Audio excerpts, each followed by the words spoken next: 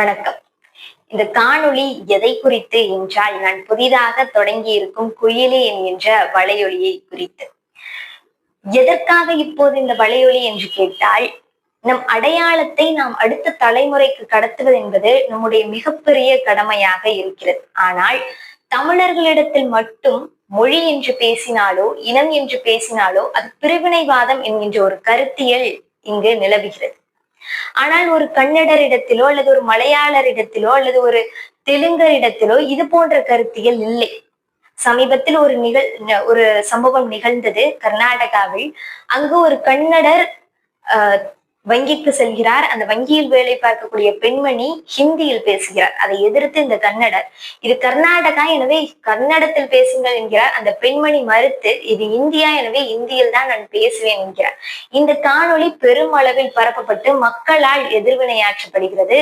கர்நாடகாவில் கன்னடம் தான் பேச வேண்டும் என்று. ஆனால் தமிழர்களிடத்தில் அப்படி மொழிக்கு எதிராக நிகழ்ந்தால் எந்த விதமான எதிர்வினையும் ஆற்றாமல் கடந்துதான் செல்கின்றனர்.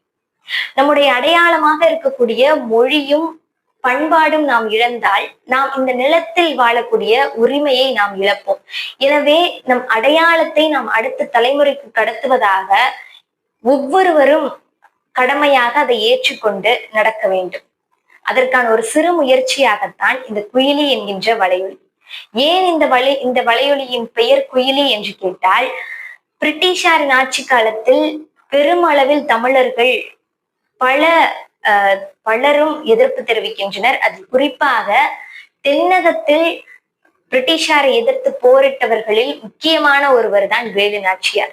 தன் கணவர் இறந்தாலும் களத்தில் நின்று போர் செய்தவள் தான் வேலு நாச்சியார்.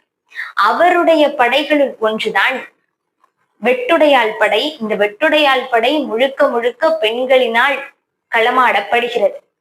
இந்த வெட்டுடையாள் படையின் தலைவிதான் குயிலி. அவர் பிரிட்டிஷாரின் ஆயுத கிடங்கை கண்டு, இது நம் மண்ணுக்கும் மக்களுக்கும் எதிராக இருக்குமேயானால் தன் உயிரே போனாலும் சரி என்று தன் உயிருக்கு தீயிட்டு அந்த மொத்த ஆயுத கிடங்கையும் அழித்து விடுகிறார். எனவே அத்தகைய வீரத்தாயின் பெயர் தான் நம்முடைய வலையொலிக்கு பெயராக அமைந்திருக்கிறது.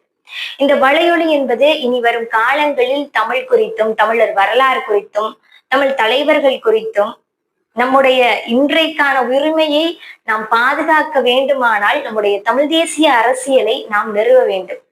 அத்தகைய தமிழ் தேசிய அரசியலை இன்றைக்கு இந்த நிலத்தில் கையில் எடுத்திருக்கக்கூடிய நாம் தமிழர் கட்சிக்கு ஆதரவான காணொளிகளையும் இதில் தொடர்ந்து நான் பதிவிடுகிறேன். தமிழர்களாகிய நீங்கள் அனைவரும் இந்த வலையொலிக்கு தொடர்ந்து ஆதரவை தருமாறு கேட்டுக்கொள்கிறேன். நன்றி, வணக்கம்.